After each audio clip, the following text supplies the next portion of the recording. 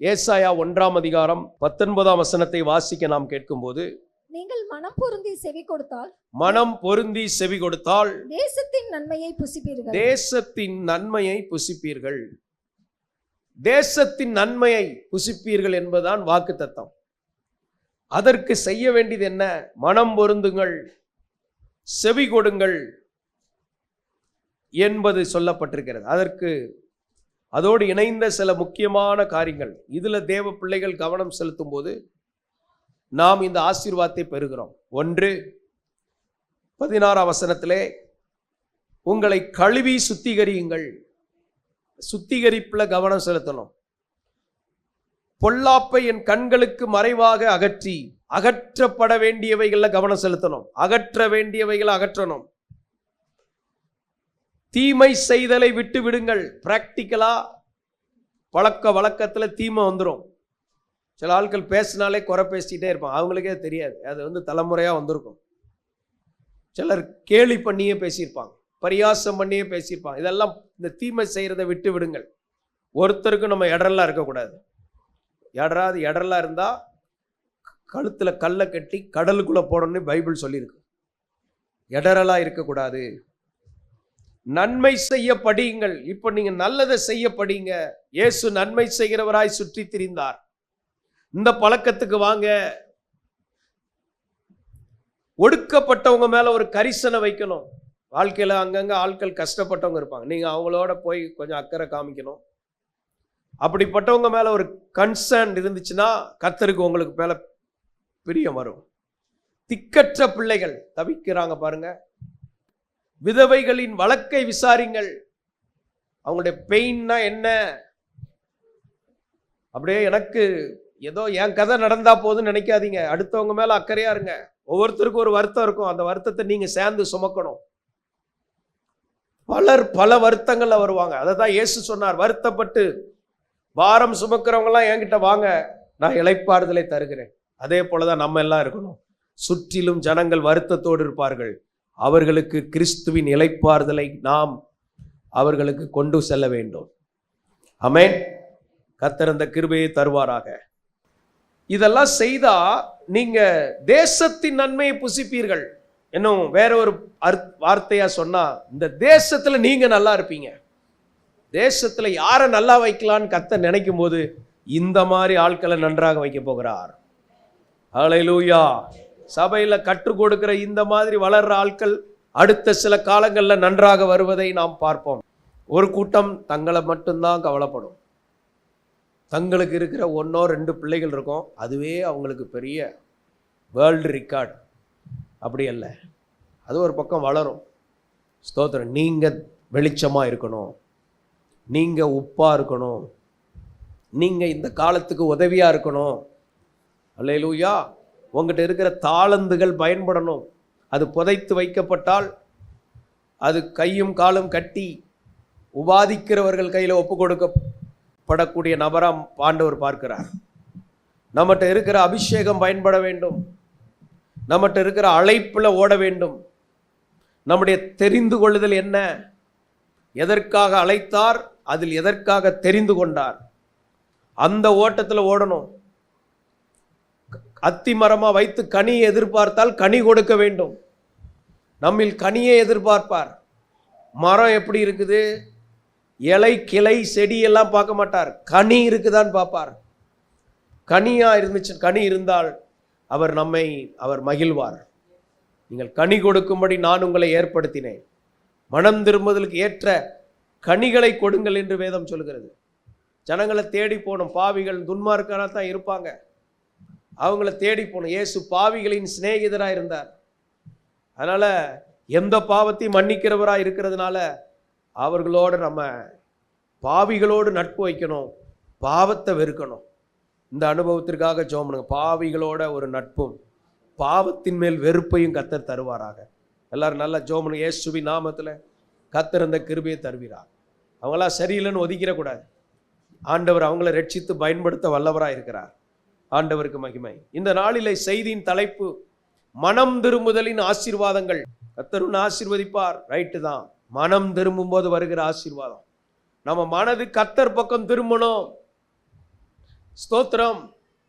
உபாகமம் 30:8 வாசிக்கும் போது, நீயும் மனம் திரும்பி கர்த்தரின் சத்தத்திற்கு செவி கொடுத்து நீ மனம் திரும்பணும், கர்த்தரின் சத்தத்திற்கு செவி கொடுக்கணும், நான் இன்று உனக்கு கற்பிக்கிற அவருடைய எல்லா கற்பனைகளின்படியும் செய்வாய். கற்பனைகளின்படி செய்யணும். மனம் திரும்பும் போது 9ஆம் வசனத்தை வாசிக்கும் போது, அப்பொழுது உனக்கு நன்மை உண்டாகும்படி நீ மனம் திரும்பும் போது நன்மை உண்டாகும்படி, உன் தேவனாகிய கர்த்தர் உன் கைகள் செய்யும் எல்லா நீ மனம் வேலைகளிலும் திரும்பும் போது உன் கை செய்கிற வேலைகள் எல்லாம் உன் கற்பத்தின் கனியிலும் கற்பத்தின் கனியிலே, உன் மிருக ஜீவனின் பலனிலும் மிருக ஜீவன்களின் பலனிலே, உன் நிலத்தின் கனியிலும் நிலத்தின் கனியிலே உனக்கு பரிபூரணம் உண்டாக செய்வார். பரிபூரணம் உண்டாக செய்வார்.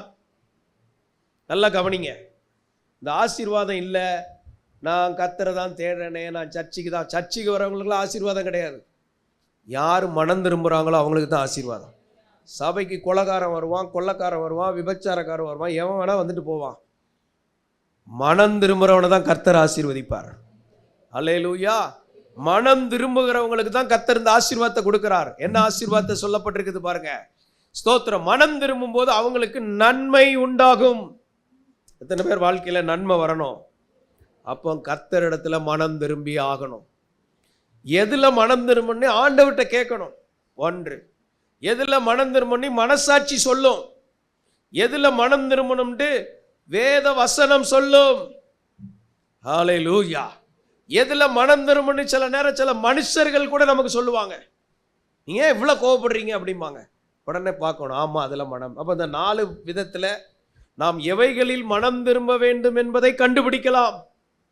முதலாவது ஆண்டவர் ஆவியானவர் உணர்த்துவார். ரெண்டாவது நம்ம மனசாட்சி சொல்லும், அது தேவனை பிரதிபலிக்கிறது தான் மனசாட்சி. மூன்றாவது அவர் எழுதி கொடுத்த வார்த்தைகள், வசனத்தை வாசிக்க வாசிக்க அந்த வசனம் புடமிடும், அந்த வசனம் நம்மை செவ்வைப்படுத்தும். அடுத்தது நம் பழகுகிற மனிதர்கள் கூட சொல்லலாம். அதை எல்லாத்தையும் அசட்டப் பண்ணாம நாம் எடுத்து மனம் திரும்பும் போது நன்மைகள் வருகிறது. நமக்கு கர்த்தர் கொடுக்கிற நன்மைகளுக்காக ஸ்தோத்திரம். அந்த நன்மைகள் வரும்போது கர்த்தர் என்ன செய்கிறார்? கர்த்தர் உன் கைகள் செய்யும் எல்லா வேலையிலும் பரிபூரணம் உண்டாக செய்கிறார். கைகள் செய்கிற வேலைகளில் பரிபூரணம். 1 லட்சம் ரூபா சம்பாதிக்க வேண்டிய கை 9,000 ரூபா சம்பாதிச்சுக்கிட்டு இருக்கோம். இந்த ஆள் மனம் திரும்பின உடனே இந்த கை ஆசீர்வதிக்கப்பட்டதா மாறிடும். கரங்களை உயர்த்தி ஜோமனுங்க. இந்த கைகள் செய்கிற வேலையில பரிபூர்ணம் வேணுமே ஆண்டவரே. எல்லாரும் கேளுங்க, பரிபூர்ணம் வேணும். ஆவியானவர் ஆசி தொடுங்கப்பா. எங்க கைகள் உங்க இரத்தத்தால் கழுவப்படுவதாக. என் சிந்தை உடைய இரத்தத்தினால், நரம்பு மண்டலம் உடைய இரத்தத்தினால், எலும்பு மண்டலம் உடைய இரத்தத்தினால் கழுவப்படுவதாக. ஆமென். ஏன்னா இதுதான் கைகளை இயக்குகிறது. ஆத்துமா பரிசுத்தமாவதாக. அப்போ இன்னைக்கு அப்புறம் உங்க வேலைகளில் கர்த்தர் உங்களுக்கு ஆசீர்வாதத்தை கட்டளையிடுவார். உபாகம் 28 சொல்லி இருக்கிறார், உன் கையிட்டு செய்யும் எல்லா வேலையிலும் உன் தேவனாகிய கர்த்தர் உன்னை ஆசீர்வதிப்பார். ஆமென். சாதாரண ஒரு வேலை செஞ்சா கூட அந்த வேலை ஆசீர்வாதமா மாறும். உங்க வீடு ஆசீர்வாதமா மாறும். நீங்க சமைக்கிற சமையல் ஆசீர்வாதமா மாறும். உங்க வீட்டு சமையல் ஆசீர்வாதமா மாறும். விசுவாசிக்கிறீங்களா? டேஸ்டே இல்லையே அது கூட கிடைக்காம போயிருங்கிறதுக்கு தான் சிலர் அமைதியாக சாப்பிட்டுட்டே இருக்கலாம். ஆனால் ஆண்டவர் நம்ம ஆசீர்வதிக்கும் போது அப்பத்தையும் தண்ணீரையும் ஆசீர்வதிப்பார்.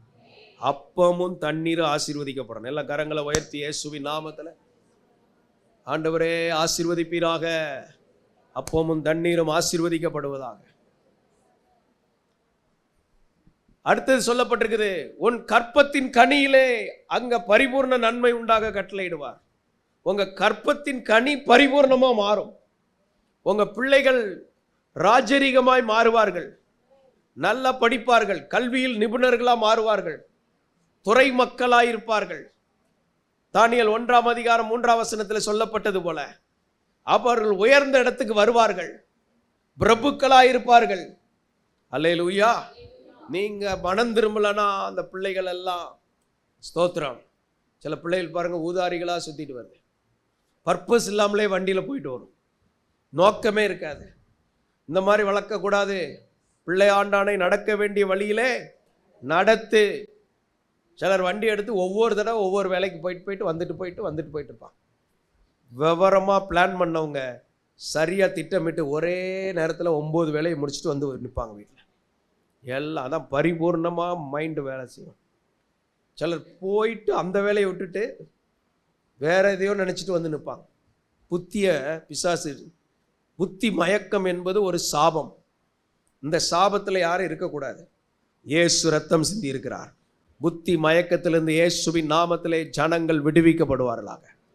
கற்பத்தின் கனி, உன் கற்பத்தின் கனியை கர்த்தர் பரிபூர்ணமாய் ஆசீர்வதிப்பாரா. மிருக ஜீவன்களின் பலன், பிள்ளைகளை வளர்க்குறதே பெருசா இருக்குது. ஆண்டவருக்கு மகிமை உண்டாகட்டும். மிருக ஜீவன்களின் ஆசீர்வாதம் இருக்குது. வயல்கள், நீங்க கிராமத்திலிருந்து வர்றவங்களா இருந்தா ஆண்டவர் இதெல்லாம் வேதத்தில் எழுதி வச்சிருக்கார். உனக்கு பட்டணத்திலும் ஆசீர்வாதம் உண்டு, உனக்கு வெளியிலும் ஆசீர்வாதம் உண்டு. பட்டணத்தில் குடியிருப்பதற்கு, வெளியில ஸ்தோத்திர விவசாயம் இதெல்லாம் உண்டு. இதெல்லாம் தேவன் தம்முடைய பிள்ளைகளுக்கு சொன்ன ஆசீர்வாதம். நீங்க விரும்புனீங்கன்னா தருவார். வீட்டில் ஒரு குரோட்டன் செடிக்கே தண்ணி ஊற்ற தெரியலையே, உனக்கு எப்படி 100 தொன்னை மரத்தை தருவார். அல்லேலூயா. நான் சொல்றது புரியுதா? வீட்டில் இடம் இருந்தால் கொஞ்சம் கருவேப்பிலை செடி, வீட்டு காய்கறி தக்காளி எல்லாம் போட்டு அதை வச்சு அதுலேயே ஊறி போய் ஜபத்துக்கு வராமல் இருந்தாலும் கஷ்டப்படுவார். அதை அப்படி ஒரு சிந்தனை இல்லைனாலும் சங்கடப்படுவார். சரி, இதெல்லாம் இருக்குதுங்கிறத புரிந்து கொள்ளுங்க. இதெல்லாம் தேவன் யோசித்து எழுதி வச்சிருக்கார். மிருக ஜீவன்களின் பலன் இருக்கிறது. ஒரு 1000 மாடு, ஆடு, கோழி பண்ணை, வாத்து பண்ணை, மீன் பண்ணை, என்னென்ன உண்டோ எல்லாம் செய்யுங்க இயேசுவின் நாமத்தில். அப்போ இதெல்லாம் பரிபூர்ண நன்மை கட்டளையிடுவாராம். அடுத்து நிலத்தின் கனியிலும், ஸ்தோத்திரம், உங்க நிலத்துல ஆசீர்வாதம் இருக்குதான். கரும்பு, நெல், வாழை, என்னென்ன உண்டோ காய்கறி எல்லாம் நிலத்தின் கனிகளினால் உண்டாகிற பரிபூரணம். Praise the lord. அதனால யாருக்கு நிலத்தை கொடுத்துட்டு வச்சிருக்காரோ சும்மா போட்டிங்கன்னா பிடுங்கி யார்ட்டையா கொடுத்துருவார். சங்கடமா இருக்குதா? நீங்க அதை பயன்படுத்தணும். சோம்பேறியுடைய வயலை போய் பார்த்தேன், அதெல்லாம் எப்படி இருந்ததா? காஞ்சோரியும் முள்ளுக்காடா இருந்ததா. சோம்பேறி வயலா நம்ம வயல் இருக்கக்கூடாது. அதெல்லாம் உபயோகமாக இருக்கணும். உங்கள் கர்த்தர் இடங்களை கொடுத்தாருன்னா இனிமேல் ஜோமணி ஆண்டவரே இடங்களை கொடுத்தா நான் சரியாக பராமரிப்பேன் அப்படின்னு பராமரித்து அதில் உண்மையாக இருங்க. கர்த்தர் உங்களை ஆசீர்வதித்து மேன்மையாக மாற்றுவார், பண்ணையாராக மாற்றுவார். அல்லேலூயா. அதில் காய்கறி தக்காளி விளையிறது எல்லாம் தசமபாகங்களை ஆண்டவர் கொண்டு கொடுக்கணும். இப்போ என்னன்னா, மனம் திரும்பும் போது என்ன ஆசீர்வாதம் பாருங்க, பரிபூரணம். 1 ராஜாக்கள் 8ஆம் அதிகாரம் 47 வாசிக்கும் போது, அவர்கள் சிறைப்பட்டு போயிருக்கிற தேசத்திலே தங்களில் உணர்வடைந்து, எல்லாரும் கவனிங்க, உணர்வடைந்து சொல்லுங்க. உணர்வு வரணும். தங்களில் உணர்வு, எனக்குள்ள உணர்வு வரணும். இந்த நேரத்தில் உணர்ந்து பாருங்க. கொஞ்சம் நம்ம செய்த குறைகளை உணர்ந்து பாருங்க. அடுத்தவங்களை கை நீட்டுறதை நிறுத்திடுங்க. அவன் தான், எங்கள் வீட்டுக்கார் தான், என் மனைவி தான், என் பிள்ளை தான், எங்கள் அப்பா தான். நீ உணர்வட, உனக்கு கிருபை கிடைச்சிரும். உன் சிறையிருப்பே கர்த்தர் மாற்ற வல்லவராக இருக்கிறார். உணர்வடையணும். கள்ளன், வலது பக்கத்து கள்ளன், நாம் நியாயப்படி தண்டிக்கப்படுறோம்ப்பா. இவர் என்ன செஞ்சார்? நியாயப்படி. நம்ம தவறுகளை உணர்ந்து மறுரூபமாய்க்கொண்டே இருக்கணும். நிறைய பேர் முன்னேறாமல் இருக்க காரணம்னு வேர்ல்டு லெவலில் பார்த்தா அநேகருக்குள்ள அடுத்தவங்களை பற்றி தான் சிந்தனை ஓடுதான். அவங்க இவங்க அந்த ஆட்கள்லாம் முன்னேற மாட்டாங்க. யார் ஒருவன் தன்னை பார்த்து தன்னை சரிப்படுத்தி தனக்கு இருக்கிற நோக்கத்தில் வளர்கிறானோ அவன் முன்னேறிக்கிட்டே இருப்பான். இன்னைக்கு அப்புறம் அந்த அடுத்தவங்களை பற்றி சிந்திக்கிறதுக்கு நமக்கு நம்ம விஷயமே அவ்வளோ விஷயம் இருக்குதே. இதை விட்டுட்டு ஆவா இவா ரவா தோசை எல்லாம் விட்டுட்டு இன்னைக்கு நான் வளரணும், நான் கர்த்தருக்கு பிரியமாக இருக்கணும், எல்லாம் ஒப்பு கொடுத்து ஜெபம் பண்ணுங்க. இயேசுவின் நாமத்தில் ஆண்டவரே நான் மாறணும். ஆண்டவரே, நிறைய தடவை மைண்டை அடுத்தவங்க காரியம், அவன் காரியம் என்ன, இவா காரியம் என்ன, இப்படி யோசித்து என் விஷயத்தை நான் கோட்டை விட்டுட்டேன். இனி நான் அப்படி இருக்க போகிறதில்ல. இனி நான் உம்மில் பிரியமாகி நான் வளருவேன். ஆண்டவரே ஸ்தோத்திரம். உணர்வடைந்து மனம் திரும்பி தங்கள் பாவம், நாங்கள் பாவம் செய்து அக்கிரமம் பண்ணி துன்மார்க்கமாய் நடந்தோம் என்று தங்கள் சிறையிருப்பான தேசத்திலே போய் நோக்கி வேண்டுதல் செய்து. சிறையில் இருக்கிறவங்க, சிறைனா என்ன? எப்பவும் வியாதி, அதுதான் சிறை. எப்பவும் பொருளாதார பிரச்சனை, அது அடுத்த சிறை. எப்பவும் உளவியல் பிரச்சனை, மன ரீதியான பிரச்சனை, மனசுல போட்டு குழப்பம், உளவியல் சைக்காலஜிக்கல் ப்ராப்ளம், ஸ்தோத்திரம், ஃபைனான்சியல் ப்ராப்ளம், ரிலேஷன்ஷிப்பில் பிரச்சனை. எங்கிட்டு போனாலும் உடனே சண்டை வந்துடும். 2 வார்த்தை பேசினா 3ஆவது வார்த்தை சண்டை வந்துடும். இதெல்லாம் உறவுகளை உடைக்கிற ஆவிகள். ஆண்டவருக்கு மகிமை உண்டாகட்டும். ரோசம், மூக்கு மேலே கோபம், தேள் கொடுக்கு மாதிரி அது. இந்த மாதிரி தன்மைகள் எல்லாத்தையும் சிலுவையில் ஆண்டவர் சுமந்துட்டார். சிறையிருப்பை உடைக்கிற கர்த்தர் இருக்கிறார். சிறையிருப்புலேருந்து விடுதலை எல்லாம் ஜோமனு இயேசுவின் நாமத்தில். ஆண்டவர் எங்களுக்குள்ள இருக்கிற இப்படிப்பட்ட சிறையிருப்புகள் இருந்து இயேசுவின் நாமத்தில் எங்களை விடுவிக்கிறோம். ஆவிகளின் சிறையிருப்பு. தனியா உட்கார்ந்தாலே எங்கேயோ ஒரு உலகத்தில் போயிடுறேன், எங்கேயோ ஒரு சிக்கல்ல இருக்கிறேன். தூங்குனா அந்த போராட்டங்கள், இதெல்லாம் ஆவிகளின் சிறையிருப்பு. ஆவியின் மண்டலங்கள்ல சிக்கி இருக்கிறது. இப்படி ஏகப்பட்டது இருக்குது. இப்போ தேவ பிள்ளைகள் இப்படி ஆறும்போது என்ன நடக்குது? 50ஆம் வசனம். உம்முடைய ஜனங்கள் உமக்கு விரோதமாய் செய்த பாவத்தையும் அவர்கள் உம்முடைய கட்டளையை மீறி அவர்கள் துரோகங்களையும் எல்லாம் மன்னித்து அவர்களை சிறைப்பிடித்து கொண்டு போகிறவர்கள் அவர்களுக்கு இறங்கத்தக்கதாக இரக்கத்தை அவர்களுக்கு கிடைக்க பண்ணுவீராக. மனம் திரும்பினா உங்களுக்கு இரக்கம் கிடைக்க பண்ணுகிறவர். இரக்கத்தை கர்த்தர் கிடைக்க பண்ணுகிறார். இரக்கம் வைக்கிற தேவன். ஏன் சில காரியம் நடக்கல? இரக்கத்துக்காக ஜெபிக்கிறவங்களுக்கு ஒரு விசேஷ ஜெப குறிப்பு என்னன்னா சொல்லப்பட்டிருக்கு யோபிலே, நான் என் நியாயாதிபதியின் இடத்துல இரக்கத்துக்காக கெஞ்சுவேன். இது வரைக்கும் ஜெபிச்சு பார்த்து நடக்கலையா? ஆண்டவர் உங்களுக்கு ஒரு டிப்ஸ் கொடுக்கிறார். இன்னைக்கு ஜெபிக்கிறதுல இருந்து இறங்கும் ஆண்டவரேன்னு கேளுங்க. ஏனென்றால் நீதியின்படி சில நேரம் நமக்கு தர முடியாது. தகப்பன் தன் பிள்ளைக்கு இறங்குவது போல கர்த்தர் தம்முடைய பிள்ளைகளுக்கு இறங்குகிறார்.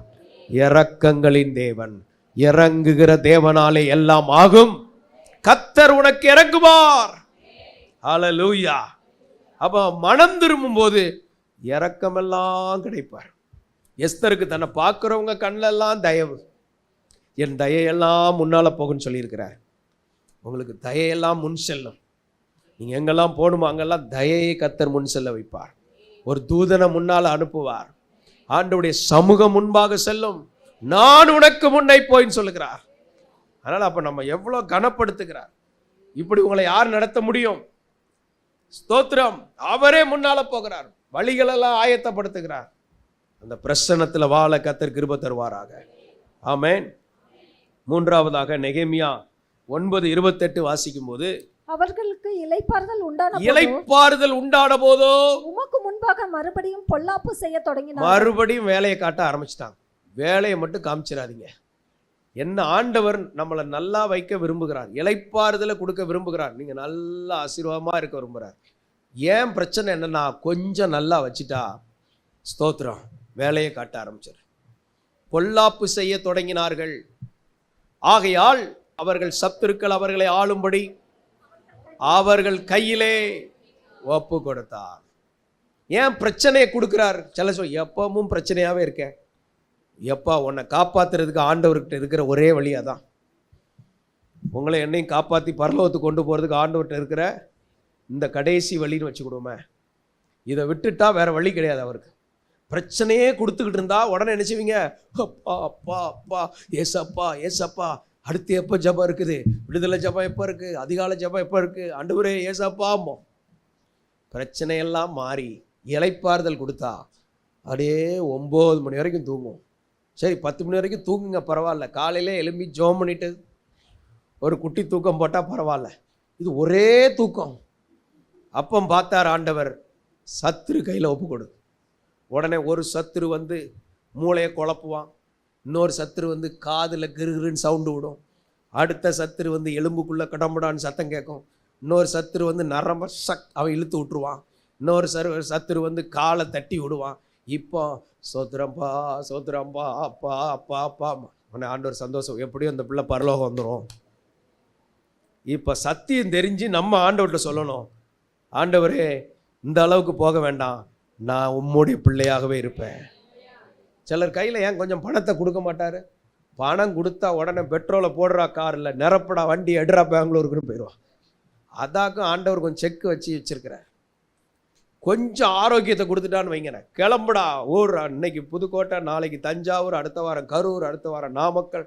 இப்போ பாஸ்டர் எங்கே இருக்கீங்க? இப்போ கல்லணை வந்துட்டேன். அடுத்து அப்படியே நான் வந்து அப்படியே அந்த செங்கிப்பெட்டி வழியாக வந்து ஸ்தோத்திரம். நம்ம சொல்லணும், ஆண்டவரை நீர் எவ்வளோ கொடுத்தாலும் சரி, நீர் அனுப்புனாதான் நான் போவேன், எனக்கு ஒரு பிரதிஷ்டை உண்டு. ஹல்லேலூயா. நீர் அனுப்பாத எங்கேயும் நான் போக மாட்டேன். பிரதிஷ்டை பண்ணுங்க, உங்கள் களஞ்சியம் நிரம்பி இருக்கும். இந்த ஆரோக்கியத்தை கர்த்தருக்காக பயன்படுத்தணும், இந்த செல்வத்தை கர்த்தருக்காக பயன்படுத்தணும், நம்முடைய செல்வாக்குகளையும் கர்த்தருக்காக பயன்படுத்தணும். இப்போ இதெல்லாம் பிரதிஷ்டை பண்ணி வச்சுக்கணும். கோடி வந்தாலும் உண்மையுடைய சிலுவையை நோக்கி பார்க்கணும். ஆண்டவரே, இன்னைக்கு அந்த பிரதிஷ்டை எல்லாரும் பண்ண கர்த்தர் கிருபை தருவாராக. எல்லாரும் ஒப்பு கொடுத்து ஜெபம் பண்ணுங்க. நீங்க தான் எங்களுக்கு முக்கியம். ஆண்டவரே ஸ்தோத்திரம், ஸ்தோத்திரம். சிலுவையை நோக்கி நாங்கள் ஓடுவோம். சிலுவையின் முன்னே, உலகம் எனக்கு பின்னே. எவ்வளோ பொருளாதாரத்தை நம்பி தந்தாலும் உண்மையே நம்புவோம். எவ்வளவு இடங்கள் ஜன திரட்சிகள் வந்தாலும் நாங்கள் உண்மைதான் நோக்கி பார்ப்போம். எல்லாரும் அவரை நோக்கி பாருங்க, பார்ப்போம். எல்லாம் அறிக்கை பண்ணுங்க. ஆவியானவர் இடைப்பட்டு கொண்டு இருக்கிறார். மகனே மகளே, கடந்த நாட்களில் நீ இப்படி தான் எதையாவது ஒன்றை கொடுத்தா கர்த்தரை மறந்தே நீ போக ஆரம்பிச்சிட்ட, அது பின்னால் போக ஆரம்பிச்சிட்ட. அதனால தான் அதுக்கு ஒரு பிரச்சனை வந்துச்சு. உன்கிட்ட இருக்கிற எல்லாத்துக்கும் ஒரு பிரச்சனை அனுப்ப காரணம் அதான். இன்றைக்கு நீ எது வந்தாலும் கர்த்தரையே சார்ந்து கொள். ஆமென். ஹல்லேலூயா. நாய்க்குட்டிக்கு உடம்பு சரியில்லைன்னு சர்ச்சுக்கு வரலன்னு உட்காந்துருவான். ஸ்தோத்திரம். உடம்பு சரியில்லைன்னா நம்மெல்லாம் எங்கே வரணும்? ஆலயத்துக்கு தான் வரணும். இப்போ என்ன நடக்குது? அவர்கள் மனம் திரும்பி உம்மை நோக்கி கூப்பிட்ட போதோ நீ பரலோகத்திலிருந்து கேட்டு அவர்களை உம்முடைய இரக்கங்களின்படியே அநேக தரம் விடுதலையாக்கி விட்டீர். இன்றைக்கு கர்த்தர் உங்களை விடுதலையாக்குகிறார். இதுவரை எங்கெங்கெல்லாம் சிக்குண்டு கிடக்கிறீங்களோ அதெல்லாம் கர்த்தர் விடுதலையை கொடுக்கிறார். ஸ்தோத்திரம். அதான் சொல்லிட்டார், உலகத்திலும் உலகத்தில் உள்ளவைகளிலும் அன்பு கூறாது. உங்க அன்பை ஆண்டவருக்கு கொடுங்க. அன்பினால் நிறைந்திருக்க என் அன்பு நீர்தான் ஆண்டவரே. ஸ்தோத்திரம். யோபு 22:23 வாசிக்கும் போது, நீர் சர்வ வல்லவரிடத்தில் மனம் திரும்பினால், நீர் சர்வ வல்லவரிடத்தில் மனம் திரும்பினால் திரும்ப கட்டப்படுவீர், திரும்ப கட்டப்படுவீர். யோபு உடைஞ்சு கிடக்கிறார். எப்படி உடைஞ்சிட்டாரு? ஸ்தோத்திரம். யோபு 1ஆம் அதிகாரத்தில் நம்ம எல்லாம் பார்க்குறோம். எல்லாம் பிரச்சனை தான். ஸ்தோத்திரம். ஆடு மாடு ஒட்டகம் வேலைக்காரர்கள் எல்லாம் இழந்துட்டார். இவரை எப்படியா திரும்ப கட்ட முடியும்? ஆனால் அங்கே சொல்லப்படும், சர்வ வல்லவர்கிட்ட வந்தால் யாரையும் திரும்ப கட்டுவார். ஒட்டகம் போயிடுச்சா, ஆடு மாடு போயிடுச்சா, வேலைக்காரங்க போயிட்டாங்களா, பிள்ளைகளும் காலி ஆயிட்டாங்க. இவரும் ஏண்டா இருக்கிறேன்னு தெரியல. ஸ்தோத்திரம். கர்த்தர் கொடுத்தார், கர்த்தர் எடுத்தார்னு சொல்லிட்டு இருக்கிறார் உள்ள. ஆனால் அங்கே சொல்லப்பட்டிருக்குது, மனைவி பேசுது. ஸ்தோத்திரம். அதுக்கு முன்னாலே எங்கள் வீட்டுக்கார் அப்படி இப்படின்னு சொன்ன மனைவி இப்போ சொல்லுது, என்னமா உயிரோடு இருக்கிறீர்? நம்மளை மாதிரி 10 பாயிண்ட் சொல்லலை, ஒரே பாயிண்ட் 2. முதல்ல தேவனை தூசியும், 2வது ஜீவனை விடும். அதுக்கப்புறம் என் கதை என்னன்னு நான் பார்த்துக்கிறேன். ஆனால் மனைவி பேச்சை கேட்கல. மனைவி பேச்சை மட்டும் கேட்டால் என்ன ஆயிருக்கும்? அன்னைக்கே போயிருப்பார். இந்த இடத்துல அப்போ இங்க என்ன சொல்லப்பட்டிருக்குது? நீ சர்வ வல்லவரிடத்துல திரும்பினால் திரும்ப கட்டப்படுவீர். இன்னைக்கு ஆண்டவர் என்ன சொல்றாருன்னா, உங்களை திரும்ப கட்டுவேன். கொஞ்சம் மனம் திரும்பினா போதும். நான் எதில் மாறணும்? என் லைஃப் ஸ்டைலில் மாறணுமா? சில வேலை சரியில்லைன்னா வேலையை மாற்றணும். குடியிருக்கிற ஏரியா, அவள் நடுவில் இருந்து வெளியே வாங்கன்னு சொல்றார். ஸ்தோத்திரம். அசுத்த உதடுள்ள மனுஷர் மத்தியில் இருக்கிற வீட்டை மாத்து. சுத்தி அவன் கண்ட பாச பேசுறானா அதே கேட்டுட்டு அங்கனே உட்காரக்கூடாது. டக்குன்னு வீட்டை மாற்றணும். அது என்ன பரலோகமா? நீங்கள் இருக்கிற வீடு, எவர் இருக்கிற வீடும் பரலோகம் கிடையாது. அது பூமியில் கர்த்தர் குடி இருக்க கொடுத்துருக்கிறார். அல்லேலூயா.